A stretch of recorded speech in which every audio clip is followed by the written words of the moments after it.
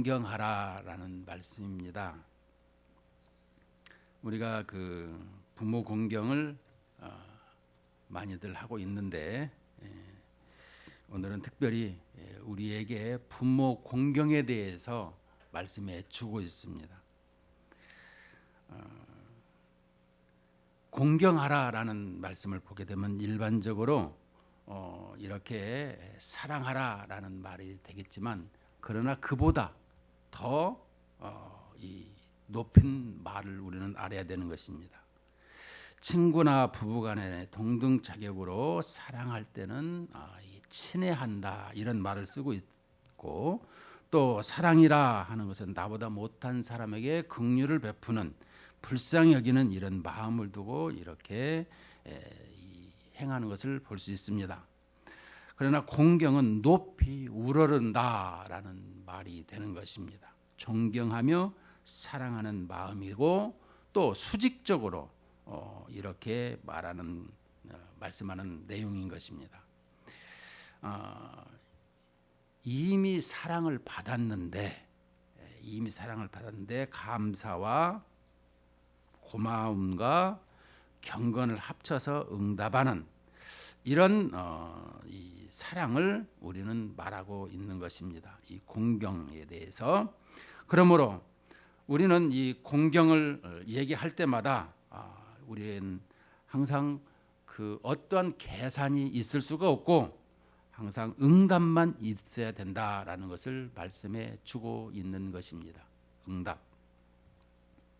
자, 그렇더라면 우리는 종교 개혁가들, 이 1500년도에 종교 개혁을 했죠. 근데 루터나 종교 개혁가들에 의하면 이 부모에 대해서 네 종류가 있다 이렇게 말을 했습니다. 대요리문답, 이제 우리가 소요리문답을 4번을 제가 가르쳤습니다. 소요리문답을. 이제는 소요리문답이 얼마 안 남았는데 다음 오후 시간에 보게 되면 한 7, 8번 남은 걸로 알고 있는데, 다음 시간부터는 그거 끝나면 대요리문답을 하려고. 원래 대요리문답은 목사님을 위해서 이렇게 가르치는 부분과 소요리문답은 성도들을 위해서 이렇게 나누어졌습니다. 대요리문답에 보게 되게 되면 이 부모를 공경하라라고 하는 것에 대해서 상세하게 나와 있는데, 여기서 보게 되면 대요리문답 한 4가지로 이렇게 가르쳐주고 있는 모습을 보게 됩니다. 그래서 이 대요리문답을 이 루터라든가 종교개혁가들은 이 교인들에게 특별히 암송하도록 이렇게 가르친 것을 우리는 알 수가 있습니다. 4가지를 먼저 보면은, 첫째로 나를 낳아준 분이시기 때문에 그 부모님을 공경해야 된다 이렇게 가르쳐주고 있습니다. 나를 낳아줬기 때문에 공경해야 된다.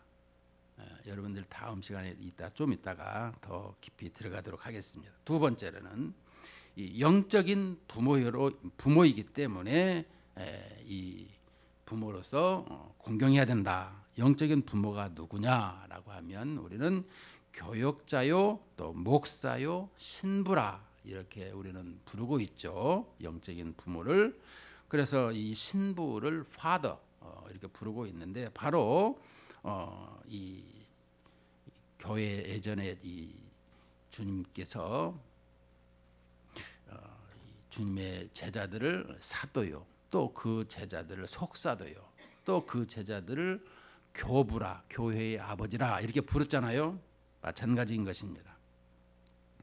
교부, 그러니까 지금의 영적인 부모들에게, 특별히 이 신부를 얘기할 때 그 천주교에서는 나이의 고하를 막론하고 교인들을 대할 때 이렇게 하게 하는 이런 수직적인 이런 말을 이렇게 하게 합니다. 영적인 부모이기 때문에 우리는 이 부분에 대해서 이 고린도전서에서도 우리에게 그 부분을 자세히 가르쳐 주고 있습니다. 일만 스승이서는 영적인 부모에 대해서 우리에게 가르쳐 주고 있죠. 3번째로는 우리에게 세상에서 가르치는 이런 사부, 스승을 얘기하고 있고 선생님을 얘기하며 랍비라라고 하는 것을 우리가 볼 수가 있습니다. 다 같이 부모라고 할 수 있죠. 왜냐하면 나의 모든 일생을 이렇게 또한 가르치는 부분을 볼 수가 있기 때문에. 네 번째로는 우리에게 정치가를 말하고 있습니다. 정치가를 아버지라. 성경에서 정치를 잘하든 못하든 간에 왕을 회방하는 자는 죽이라 이렇게 말하고 있습니다. 우리는 사무엘상 8장 9절 11절 보면 왕의 제도는 이러하다. 왕을 요구할 때에 이렇게 행한 것을 볼 수 있고요. 또 이 누가복음 22장 25절에도 임금들은 그들을 주관하며, 또 우리에게 디모데 전서 2장에서도 세상 임금들을 위해서 기도하라. 그래서 우리는 마땅히 이 일을 행해야 된다라고 가르치고 있습니다. 우리는 이 정치가들을 존경하는 부모의 마음을 가지는 것이 아니라, 요즘 정치가 마음에 안 든다며 어른들을 함부로 매도하는 이런 것을 볼 수가 있습니다. 이것은 아주 잘 못된 것입니다. 왜냐하면 하나님께서 그 모든 것을 세우시기 때문에 그러는 것입니다. 이 세상은 모든 것이 다 질서에 의해서 하나님께서 주신 말씀이다, 이런 내용이 되는 것입니다. 그러면 어떻게 부모를 공경해야 하는가? 이것이 우리에게 문제인 것입니다. 어떻게 부모를 공경해야 되는가? 예전 얘기입니다. 예전에 부모를 어떻게 공경해야 되는가? 그래서 효도란 무엇인가? 9시 뉴스에 오래전 얘기입니다만은 이 앵커가 얘기한 것을 이 보고 앙케이트 보고를 어버이날을 통해서 이렇게 한 것이 있습니다. 거기에서 60%가 뭐라고 그러냐면, 효도란 다른 게 아니라 부모의 속을 썩히지 아니하고 상하게 하지 않는 것이 효도다, 이렇게 말하고 있습니다. 이 부모를 속 썩히지 않는 게 효도라 이렇게 말하는 것을 보면서 참 이 사람들이 제대로 알고 있나 이런 생각을 해보게 되는 것입니다. 근데 여기에 6.2%는 부모를 극진히 섬기는 것이 효도다 이렇게 말하고 있는 것입니다. 부모에 대해서 속이나 썩히지 않고 살면 그것으로 충분하다, 이런 생각을 가지고 있는 것이 요즘 세태가 아닌가, 이런 생각을 해봅니다. 그러나 성경은 이것을 용납하지 않습니다. 내 부모를 공경하라 라고 분명하게 오늘 출애굽기 20장에 이렇게 나와 있을 뿐만 아니라, 우리에게 두 번째로 가르치는 이 신명기 5장 16절에도 너는 내 하나님 여호와께서 명령한 대로 내 부모를 공경하라. 그리하면 내 하나님 여호와가 내게 준 땅에서 내 생명이 길고 복을 누리리라, 이렇게 말씀하고 있는 것입니다. 우리는 하나님께서 말씀하시는 이 내용을 잘 들어야 되는 것입니다. 왜냐하면 우리에게 이 부모 공경은 하나님께서 행하라 하셨기 때문에 그러는 것입니다. 특별히 우리는 이 출애굽기 20장을 보면서 이 10계명을 주신 의도를 알아야 되는 것입니다. 하나님께서는 세상을 애굽이라 표현하고 애굽에서 불러내어서 그들이 이렇게 하나님을 예배하는 것을 구약 교회라 이렇게 명명했어요. 그렇더라면 하나님께서 세상에서 불러낸 사람들을 교회라고 했는데, 그들에게 있어서 교회를 불러내서 그냥 교회로 살게 한 것이 아니라 하나님 나라에 합당한 삶을 살아가도록 말씀을 주셨더라라고 해서 시내산에서 10계명을 모세와 이 70명의 장로들, 대표들을 모아서 10계명을 주셨더라는 것입니다. 10계명을 주신 의도가 무엇이겠습니까? 바로 하나님의 백성들은 하나님을 어떻게 섬길 것인가, 또 내가 세상에 이런 죄인이며 또 하나님을 더욱더 의지해야 된다는 것을 우리는 성경을 통해서 이 율법이 몽학선생이라고 하는 것을 우리는 이해할 수 있고요. 또 우리에게 하나님의 말씀을 통해서 우리가 이 세상에 있는 모든 것을 이렇게 죄악된 것을 떨쳐버리고 바르게 나아가도록 인도하고 있더라라고 말씀해 주고 있습니다. 우리는 이 십계명에 대해서 특별히 하나님께서 주신 말씀을 바르게 알아야 될 것은, 우리가 사도 바울을 보게 되면 율법에 흠이 없는 자라라고 했던 사도 바울이 십계명의 10번째 계명에 보면 내 이웃의 집을 탐내지 말라, 내 이웃의 아내나 그의 남종이나 그의 여종이나 그의 소나 그의 낙이나 무릇 내 이웃의 소유를 탐내지 말라. 우리의 마음을 지금 얘기하고 있는 것입니다. 우리가 눈에 보이는 행하는 것으로 말미암지 않고 내 마음에 무슨 마음이 있느냐, 이것을 가르치면서 사도 바울이 내가 죄인 중에 괴수요라고 고백한 것을 알 수 있습니다. 왜냐하면 자기는 율법에 흠이 없는 자로 여태까지 그렇게 행하면서 살아왔지만 십계명을 보니까 내 이웃의 집을 탐내지 말라라고 하는 이 하나님의 말씀은 이 눈에 보이는 말씀도 있지만 우리의 마음에 중심이 있어야 된다라는 것을 가르쳐주고 있는 것입니다. 특별히 내 부모를 공경하라, 그리하면 내 하나님 여호와가 내게 준 땅에서 내 생명이 길리라, 이렇게 말씀할 뿐만 아니라 신명기 5장 16절에도 너는 내 하나님 여호와께서 명령한 대로 내 부모를 공경하라, 공경하면 그리하면 내 하나님 여호와가 내게 준 땅에서 내 생명이 길고 복을 누리리라, 이렇게 말씀했습니다. 또한 에베소서 6장 1절과 2절도 보면 자녀들아 주 안에서 너희 부모에게 순종하라, 이것이 옳으니라, 내 아버지와 어머니를 공경하라, 이것은 약속이 있는 첫 계명이니, 그랬습니다. 자, 우리는 이 약속에 대해서 한번 생각을 해보겠습니다. 하나님께서는 계명을 주셨어요. 계명이 하나만 어그러져도 어떻게 됩니까? 바로 죄인이라는 것을 우리에게 설명해 주고 있는 것입니다.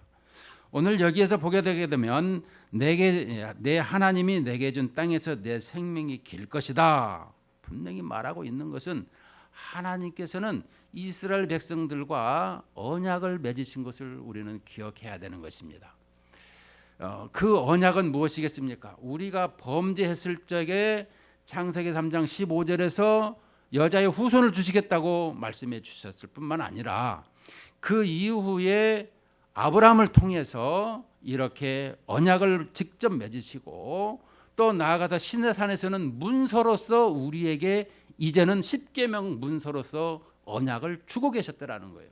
그래서 이것을 언약을 어기게 되면 이제는 하나님께서 징계하시는 이런 모습을 가감없이 보여준다라는 말씀이 되는 것입니다.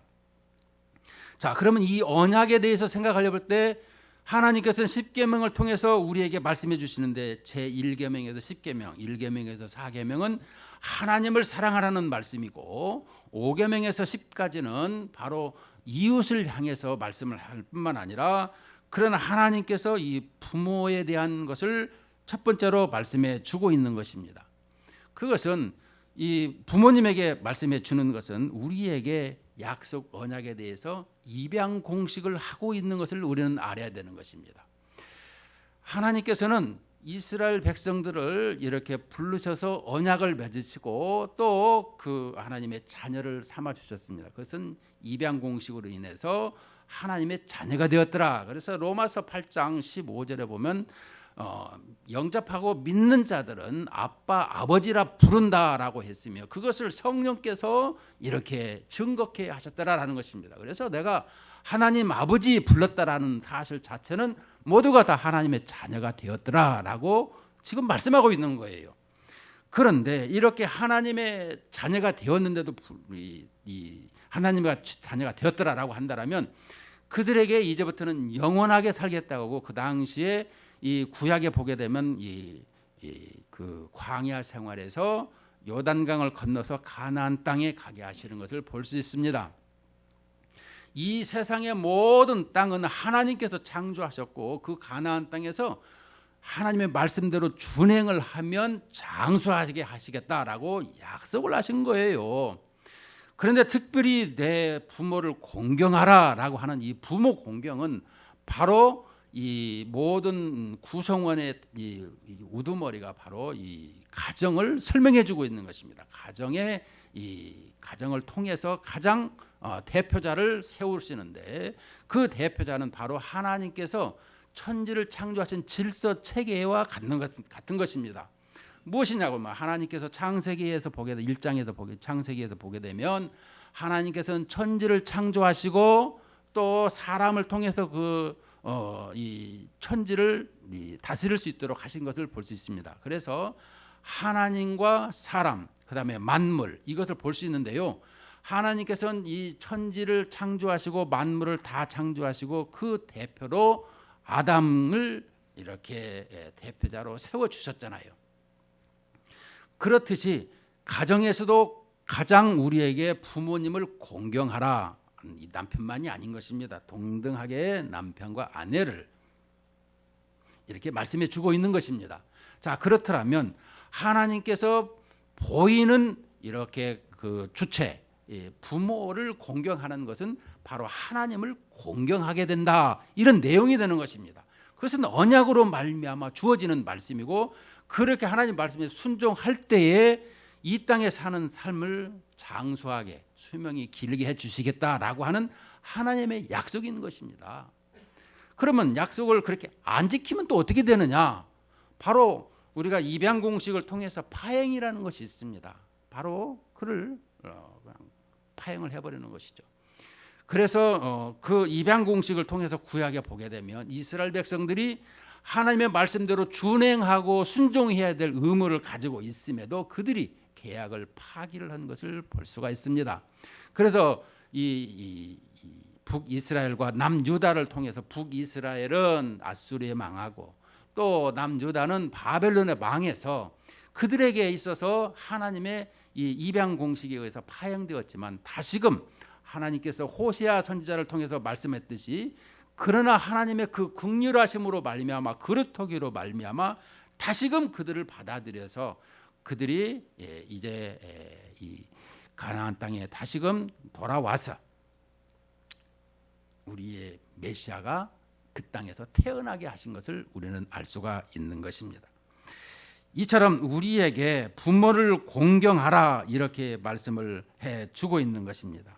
그런데 우리가 부모 공경을 하지 아니하는 이런 모습이 너무나 비일비재한 것을 볼 수가 있습니다.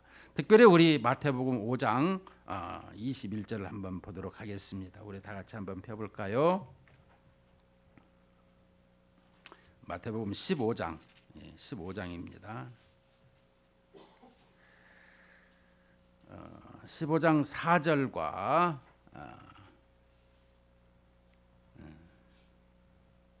15장 4절 한번 보시겠습니다. 다 같이 한번 읽어보십시다. 시작. 하나님이 이르셨으되 내 부모를 공경하라 하시고 또 아버지나 어머니를 비방하는 자는 반드시 죽임을 당하리라 하셨거늘. 자, 우리에게 그 이후로 계속해서 부모를 잘 섬기라고 하는데 그들은 말로만 하는 것을 보게 되는 것을 주님께서 말씀해 주고 있습니다. 우리는 이 공경하기는 하지만 입술로만 하고 있는 것을 이 주님이 질책을 하신 것을 볼 수가 있습니다. 우리는 부모를 얼마만큼 잘 공경하고 있느냐? 우리는 그렇지를 않는 것을 많이 보게 됩니다. 실상은 우리는 하나님의 말씀을 언약을 파행하면 언약을 지키지 아니하면 언약이라고 하면 조금 센가요? 하나님의 말씀을 지키지 아니하면 하나님 말씀을 지키지 아니하면 어떻게 된다고요? 우리는 다 같은 죄인이라고도 얘기하지만 그 죄가 뭐예요? 도덕윤리의 죄가 아닌 거예요. 성경으로 얘기하게 되면 하나님의 말씀에 불순종한 것이 죄라는 거예요. 우리는 하나님의 말씀, 하나님께서 온 천지를 창조하시고 우리에게 이 하나님의 자녀로 살아가도록 이렇게 하신 것을 볼 때마다 만왕의 왕이요 우리의 영원한 왕이신 주님의 말씀을 실행하지 않고 자기 생각대로 산다는 것은 크나큰 범죄 행위인 것입니다. 우리는 그것을 기억해야 되는 거예요. 우리는 어린애와 같이 항상 그렇게 살려고 할 때가 많이 있습니다. 그러나 그것은 잘못된 것입니다. 오죽하면 십계명에서 우리에게 하나님의 말씀을 주실 때 보게 되면 하지 말라 하지 말라 하지 말라 왜 십계명에는 하지 말라 13번이나 나왔을까요? 보게 되면 어린아이와 같은 극히 유아적인 것을 우리는 알 수 있습니다. 그러나 예수님께서 우리에게 이 새 언약을 통해서 말씀하신 물론 에레미야 선지자에게도 새 언약을 약속하셨지만 우리 주님께서 직접 오셔서 하신 말씀이 무슨 말씀이에요? 바로 서로 사랑하라라고 하는 말씀을 우리에게 주고 계시는 거예요. 그렇다면 우리는 이 주님의 말씀을 항상 잘 새겨 듣고 그대로 따라야 하는 이런 우리의 삶이 되어야 된다라고 가르치고 있는 것입니다. 여러분, 항상 마귀는 우리에게 유혹을 하고 그거 안 지켜도 괜찮고 그래도 안 죽는다고 얘기할 때가 너무나 많이 있습니다만 우리는 그 한 번 범죄함으로 말미암아 생명이 죽었다라는 것을 우리에겐 분명히 가르치고 있듯이 하나님의 말씀을 범하면 안 된다라는 거예요. 지금도 그렇게 율법주의로 살라는 것은 아니지만 우리에게 그러나 그 은혜로 살아가는 예수님의 은혜로 살아가는 주님의 은혜로 살아가는 우리 주님만을 의지하고 살아가야 하는 필요성을 더욱더 알게 하는 것을 우리에게 말씀해 주고 있는 것이죠. 자, 그렇더라면 우리에게 부모 공경은 무엇이겠습니까? 바로 부모는 부모이기 때문에 주님께서 우리의 가정에 부모를 섬기는 것이 바로 하나님의 말씀대로 준행하는 삶이다라고 하는 것을 가르쳐 주고 있는 것입니다. 우리는 부모님이 마음에 안 들고 또 부모가 뭐를 하더라도 뭐가 맨날 부족하고 또한 부끄러운 짓을 많이 할지라도 부모를 무시하고 부모를 멀리하는 자는 그 생명이 길지 못하다 이렇게 성경은 말씀해 주고 있습니다. 결국은 우리에게 부모를 무시하고 멀리하는 사람치고 잘 되는 사람이 또한 없더라라고 하는 것을 가르치고 있는데요. 우리는 성경에 이러한 인물들이 많이 있습니다. 한두 사람만 찾아보면 먼저 우리에게 이 성경의 노아 할아버지의 자녀들 이 셈과 함과 야벳을 볼 수 있는데 우리는 너무나 잘 알고 있지만 이 함이 이 아버지의 이 어느 날 술이 취해서 옷을 다 벗고 주무셨는데 그 옷을 벗은 것을 허물을 보았더라라고 하는 것은 부모의 성기를 보았더라라는 대목인데요. 그것을 보고 깔깔거리고 손가락질 했더라는 것입니다.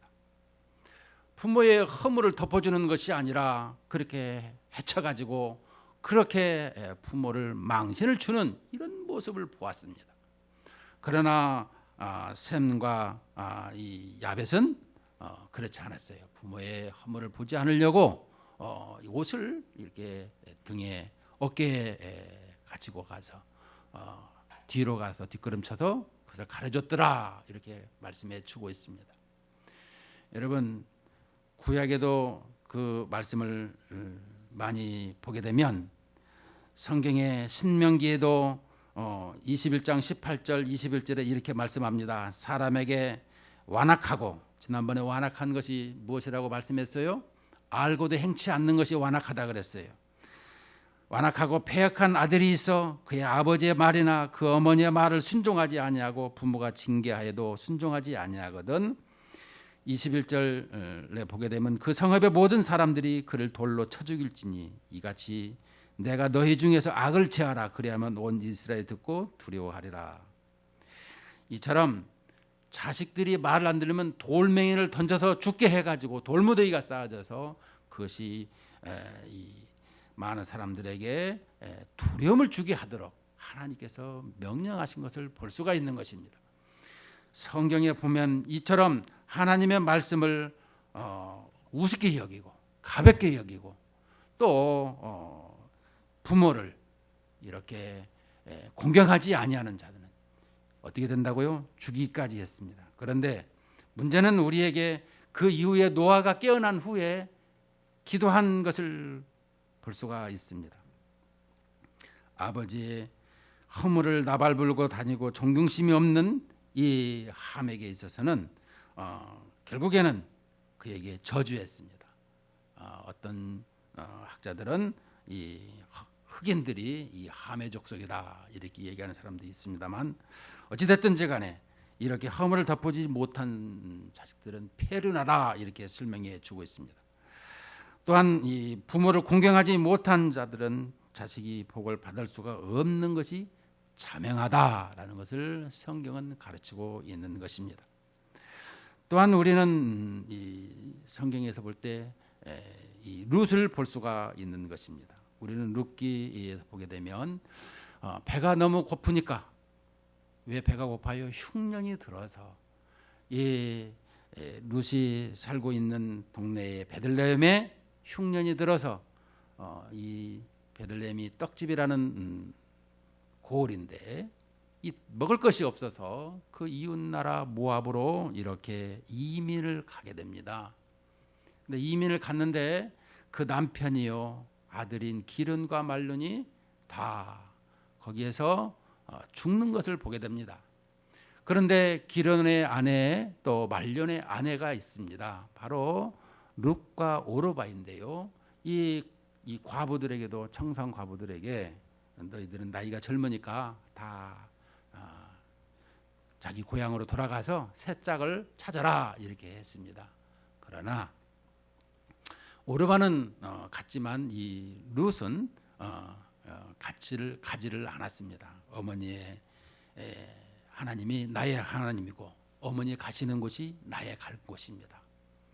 부모를 잘 공경한 것을 볼 수가 있습니다.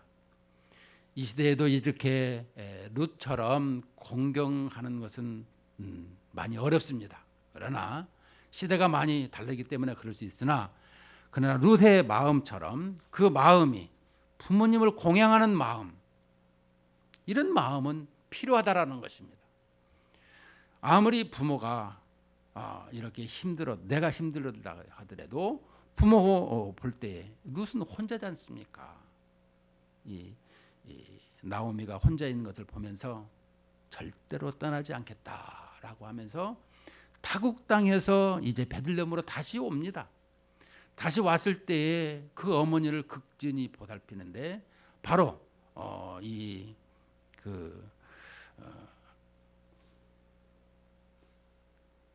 곡식을 밭에서 가서 아주 부모를 잘 공양하는 이런 모습을 우리는 볼 수가 있는데요.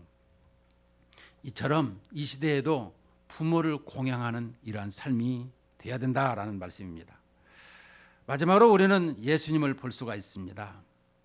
우리는 예수님을 볼 때마다 어떤 생각을 하고 있습니까? 부모 공양을 우리 주님은 어떻게 하셨는가 이런 부분을 한번 찾아봤으면 좋겠습니다. 예수님께서는 우리 예수님의 어머니 마리아를 우리는 볼 수가 있습니다. 그런데 이 예수님의 어머니 마리아는 예수님이 이미 성령으로 잉태된 것을 기억하고 보통 분이 아니시라는 것을 알 수 있어서 가나안 혼인잔치집에 포도주가 떨어졌다고 했을 적에도 먼저 예수님을 찾아가서 포도주가 떨어졌습니다 라고 이렇게 얘기를 하고 있는 것을 봅니다. 그런데 예수님께서 별로 신통치 않게 말하고 있는 것을 봅니다. 아직 내 때가 안 되었다 이렇게 하면서 그렇게 따뜻하게 호의적인 말을 하지를 않았습니다. 또 예수님께서 어느 날 예수님의 사람들이 많이들 귀신 들렸다 이렇게 떠들어대고 문제 삼을 때 예수님의 어머니 마리아는 다른 사람들과 이 자식들과 함께 예수님을 찾아가서 오는 것을 예수님을 찾아온 것을 볼 수 있습니다. 그때 예수님의 대답은 차가웠습니다. 누가 내 어머니이고 형제들이냐? 이 말씀은 무엇이겠습니까? 보라 내 부모 내 어머니와 형제들이 왔다고 하지만 예수님께서 이 부분에서 아주 정확하게 이 둘러앉은 사람들을 보시며 보아라. 누가 내 어머니고 형제들이냐? 이렇게 말씀하셨다가 그러나 이 예수님께서 마가복음 3장 31절에서 35절을 보게 되면 누구든지 하나님의 뜻을 행하는 이 사람이 내 형제고 내 누이고 내 어머니다 이렇게 말한 것을 볼 수가 있습니다. 누구든지 하나님의 뜻을 행하는 이 사람. 여러분, 우리 주님은요, 하나님이십니다. 예수님은 하나님이시고, 예수님은 말씀이시고, 예수님은 창조주이시다라고 성경에 계속해서 요한복음 1장에서 또 요한계시록 19장에서 예수님은 전지전능하신 하나님이시고 아들이시고 창조주시고 또 말씀이시다라고 가르치고 있는 것을 성경이 증명하고 있어요. 증거하고 있어요. 그런데 예수님께서 이렇게 하나님의 아들로 몸을 입고 이 땅에 오셔서 누가 내 어머니고 형제냐? 바로 하나님의 뜻을 행하는 이 사람이다 라고 말씀해 주셨는데, 예수님께서는 이런 진정한 의미의 가족이란 뭐냐라고 하면 하나님의 뜻을 같이 하는 자라라는 것을 일깨워 주시는 것입니다.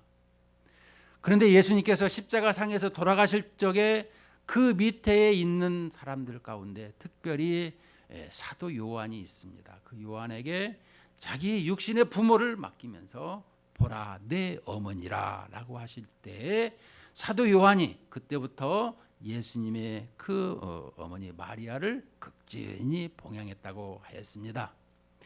그래서 우리는 에베소 교회에 당시에 이제 사도 요한이 담임 목사로 가 있었을 뿐만 아니라 그 옆에 우리가 에베소 교회에 가게 되면은 거기에 이 성모 마리아 묘도 있고 뭐 승천했다고 하는 데도 있더라고요. 보니까 이처럼 예수님께서는 그 성모 이 마리아를 아주 극진히 모셨더라라는 것을 우리는 볼 수가 있는 것입니다.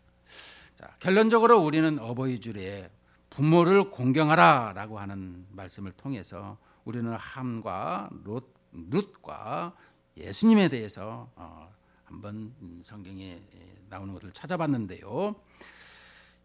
그렇다면 이 어버이 주일을 맞으면서 우리가 해야 될 것이 뭐예요? 바로 부모님들에 대한 관심을 새롭게 하면 좋겠다, 이런 말씀이 되는 것입니다.